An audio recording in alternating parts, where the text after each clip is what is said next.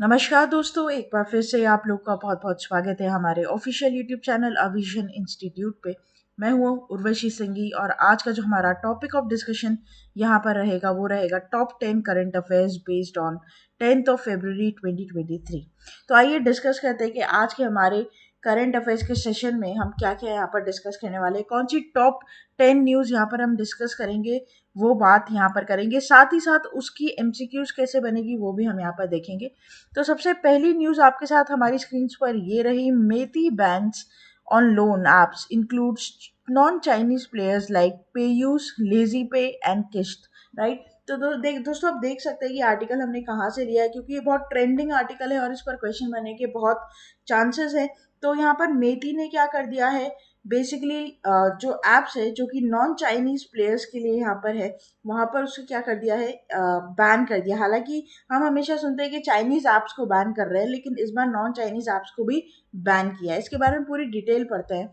तो a number of well known fintechs में have their operation suspended as a result of MeitY. Right, MeitY क्या है दोस्तों, तो हमारे इंडिया की एक ऐसी ऑर्गेनाइजेशन है, that is ministry of electronics and information and technology, जो कि हर चीज़ जो भी आपके ऐप्स होते हैं या वेबसाइट पे क्या चल रहा है या ऑनलाइन क्या चल रहा है, इन सब चीज़ों को क्या करती है, देखती है। राइट, तो including them on a list of digital Indus those और whose websites and application are to be blocked in India, like यहाँ पर किश्त को, लेजी पे को, पेयूज को, इन सबको क्या कर दिया है, बैन कर दिया। अब ये आपके फोन्स पर नहीं इंस्टॉल होंगे, या इंस्टॉल होंगे तो रन नहीं करेंगे। Right, Meitei blacklisted 94 loan applications and 138 betting apps that has priced to China and was suspected of participating in the money laundering। Right, तो सिंपल बात है कि यहाँ पर सबसे बड़ा जो रीजन है इनको बैन करने का, कि ये मनी लॉन्ड्रिंग की प्रैक्टिसेस में क्या थे दोस्तों, काम कर रहे थे, जिसकी वजह से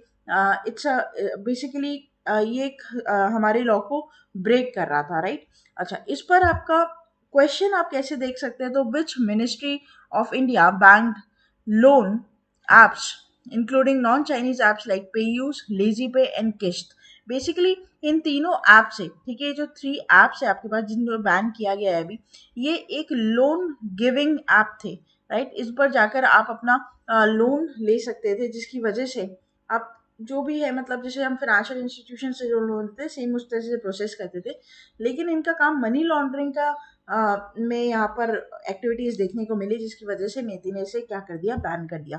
तो यहाँ पर जो करेक्ट हो जाएगा वो क्या हो जाएगा, MeitY. Right, MEITY, ministry of electronics and information technology.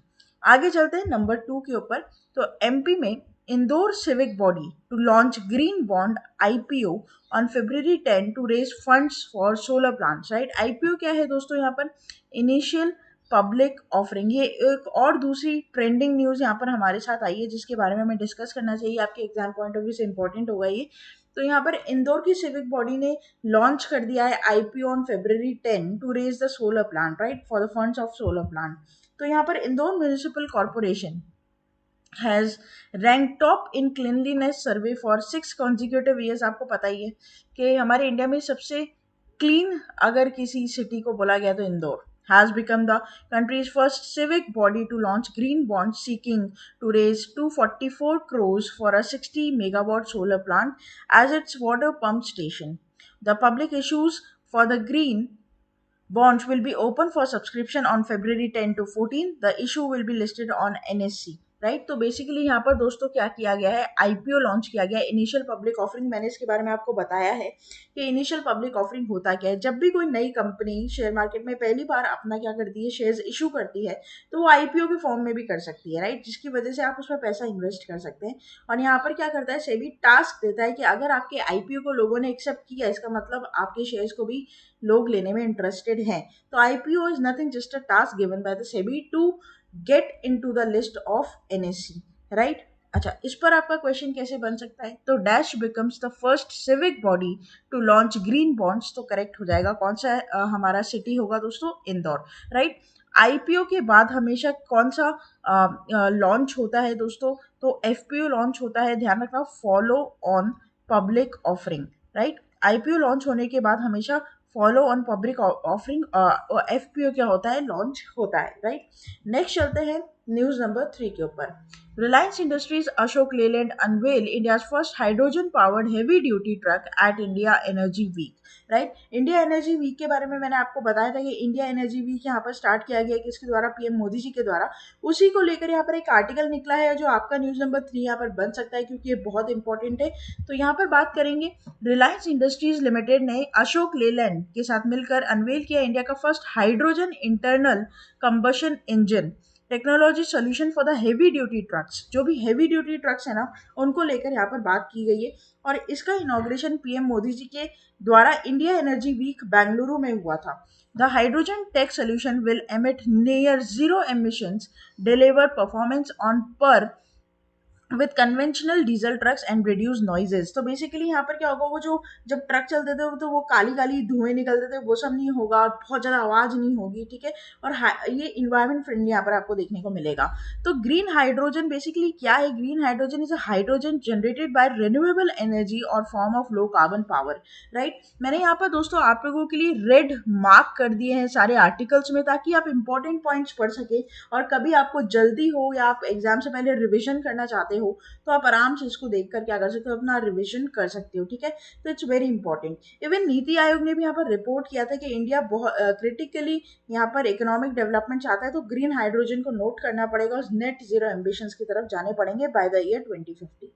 इस पर आपका क्वेश्चन देखने को कैसे मिल सकता है, तो dash among the following unveil India first hydrogen power tech for heavy duty trucks. तो करेक्ट हो जाएगा आपका रिलायंस एंड अशोक लीलैंड ट्रक्स। आगे बात करते हैं दोस्तों न्यूज नंबर 4 के ऊपर। तो जैसे कि आप लोग देख पा रहे हैं, Yaya Tso to becomes less Ladakh first body heritage site, ठीक है। तो याया तासो को यहाँ पर लद्दाख का फर्स्ट बायोडाइवर्सिटी हेरिटेज साइट यहाँ पर बताता है, ठीक है। इसका एक ट्विटर पर भी आया था और एक यहाँ पर आर्टिकल भी निकला हुआ है। तो देखिए, Yaya Tso known as birds paradise for its beautiful lake located on an altitude of 4820 meters has been proposed as Ladakh's first biodiversity heritage. The Biodiversity Management Committee, the Panchayat and Chumathang village, also with Secure Himalayan Project, recently resolved to declare as Yaya Taso as Ladakh's under Biological Diversity Act. Right, तो basically बस simple बात आपको ध्यान रखनी है कि लद्दाख का first biodiversity heritage site, ठीक है, उसका नाम आपको यहाँ पर ध्यान रखना है। यही आपके एग्जाम के लिए सबसे इंपॉर्टेंट रहेगा। उस पर क्वेश्चन किस तरीके से बन सकता है, ये तो आपसे ये पूछकर बोलेगा कि बताइए कहाँ का है या फिर कौन सी प्लेस का है, या फिर आप बोलोगे कि लद्दाख में ऐसा कौन सा है जो बायोडाइवर्सिटी हेरिटेज साइट में यहाँ पर आता है। तो करेक्ट हो जाएगा आपका क्या, लद्दाख, या फिर याया तासो का नाम यहाँ पर आप क्या करेंगे, ध्यान रखेंगे। आगे चलते हैं दोस्तों, बात करते हैं न्यूज नंबर 5 की। हाफ वे थ्रू हम अपने वीडियो के यहाँ पर पहुंच चुके हैं। And India EU to establish 3 working groups under trade and technology council to deepen ties. तो बेसिकली यहाँ पर इंडिया और EU के बीच में 3 वर्किंग ग्रुप्स और इस्टेब्लिश किए जा रहे हैं जहां पर ट्रेड एंड टेक्नोलॉजी को लेकर हमारे जो रिलेशनशिप है उन्हें क्या किया जाएगा, स्ट्रॉन्ग किया जाएगा, राइट। तो ये न्यूज़ यहाँ पर आप देख पा रहे हैं, इंपॉर्टेंट रहेगी। तो India and European union announce the formation of 3 working groups, और वो जो वर्किंग ग्रुप्स है वो कौन से सेक्टर में रहेंगे, ट्रेड एंड टेक्नोलॉजी के। ये सेटअप किए जाएंगे ताकि हमारा जो स्ट्रेटेजिक टाइज है उसे स्ट्रॉन्ग किया जा सके। अप्रैल लास्ट ईयर ही अग्रीड हुआ था कि ट्रेड एंड टेक्नोलॉजी काउंसिल को टैकल किया जाएगा ताकि उसमें जो न्यूमरस नए चैलेंजेस आ रहे हैं उनको फेस किया जा सके और उन पर हम अपने विचार विमर्श कर सके। Such a council is the first of India with any of the partners and second for the EU।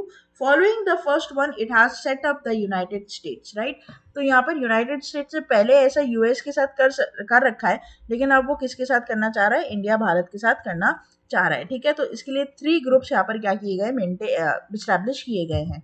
इस पर आपका क्वेश्चन कैसे बन सकता है, तो dash and the European union announce the formation of 3 working groups under the trade and technology council. तो correct हो जाएगा आपका क्या, इंडिया। आगे बात करते हैं न्यूज नंबर 6 के ऊपर। तो यूनियन मिनिस्टर जो हमारे जितेंद्र सिंह, उन्होंने बोला है world today recognize India's blue economy resources and international seabed authority with headquarters in Jamaica has officially designated India as pioneer investor, right? तो यहाँ पर दोस्तों बेसिकली फर्स्ट टाइम ऐसा हो रहा है कि ब्लू इकोनॉमी को हाई प्रायोरिटी यहाँ पर दी जा रही है, और यहाँ पर ये ग्लोबली क्या हो रहा है, रिकॉग्नाइज हो रहा है because of Shri Narendra Modi under prime ministership, right? तो ये आपको एक बात ध्यान रखनी है। इस पर क्या हमें जानना चाहिए वो हम पढ़ते हैं। तो union ministry and science and technology earth sciences doctor Jitendra Singh said World today recognize India Blue Economy Resources and the International Seabed Authority with headquarters in Jamaica has officially designated India as pioneer investor.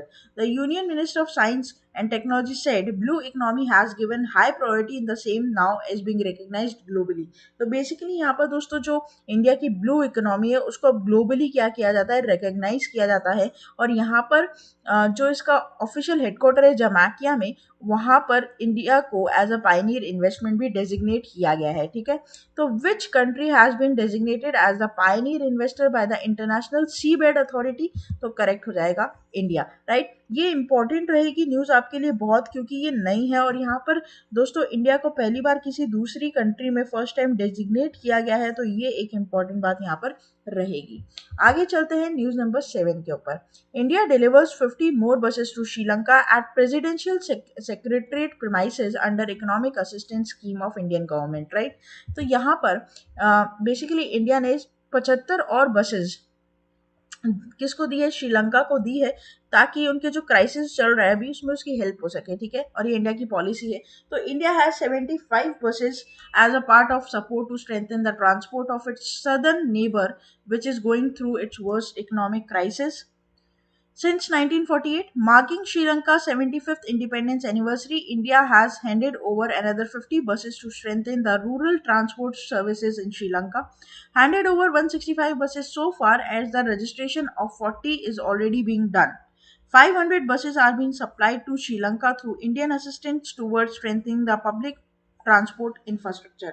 तो basically यहाँ पर आपको simple बात क्या ध्यान रखनी है कि यहाँ पर 75 बसेज हैंडओवर की गई है, ठीक है।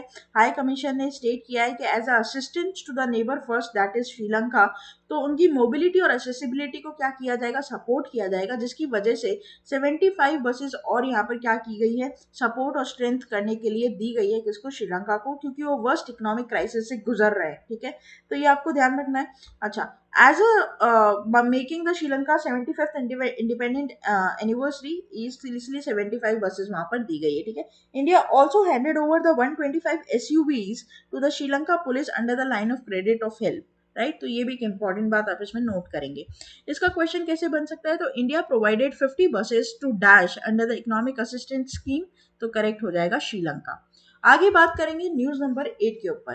Kerala announces rupees 200 crore for setting up green hydrogen hubs over next 2 years। तो यहाँ पर केरला गवर्नमेंट ने अनाउंस किया है कि 200 करोड़ की स्कीम यहाँ पर डेवलप की जा रही है for the green hydrogen hubs in Trivandrum and Kochi, and it aims a 100% renewable energy dependent state by 2040 and a net carbon neutral state by 2050, right. तो ये एक बड़ा इंपॉर्टेंट पॉइंट यहाँ पर रहेगा कि India 100% renewable energy dependent state बन जाएगा 2040 तक और कार्बन न्यूट्रल 2050 तक। The minister also informed for the new energy park will be set up and an amount of 10 crore is earmarked to the industrial park manufacturing EV batteries and allied equipments, right। तो ये कुछ important points है जो आपको क्या करने हैं, note करने हैं, ताकि आप अपने बुलेट पॉइंट्स के थ्रू रिवीजन अच्छे से कर पाए well on the exam time. तो which state is ready to set up green hydrogen hubs over next 2 years, तो करेक्ट हो जाएगा आपका केरला। आगे बात करते हैं न्यूज नंबर 9 की। What is PM Kusum scheme, ठीक है, आपको पता होगा पीएम कुसुम स्कीम के बारे। इसको एक्सटेंड किया गया है मार्च 2026 तक। तो प्रधानमंत्री किसान उत्थान महाअभियान स्कीम होता है आपका क्या, पीएम कुसुम। अब क्या है ये, तो गवर्नमेंट ने पीएम कुसुम जो स्कीम चल रही थी हमारे इंडिया में उसको एक्सटेंड किया है कब, मार्च 2026 तक, and the implementation was significantly affected due to the pandemic. Launch in 2019, Pradhan Mantri किसान ऊर्जा सुरक्षा एवं उत्थान महाअभियान aimed at adding solar capacity to 30,800 megawatts by 2022 with total center financial support of 34,422 crores including service charges to the implementing agencies, right? तो यहाँ पर PM कुसुम scheme को क्या किया गया है, 2026 तक एक्सटेंड किया गया। उस पर डायरेक्ट आपका क्वेश्चन बन सकता है कि कौन सी ऐसी स्कीम है जिसे 2026 तक क्या किया गया, एक्सटेंड किया गया है, तो पीएम कुसुम स्कीम।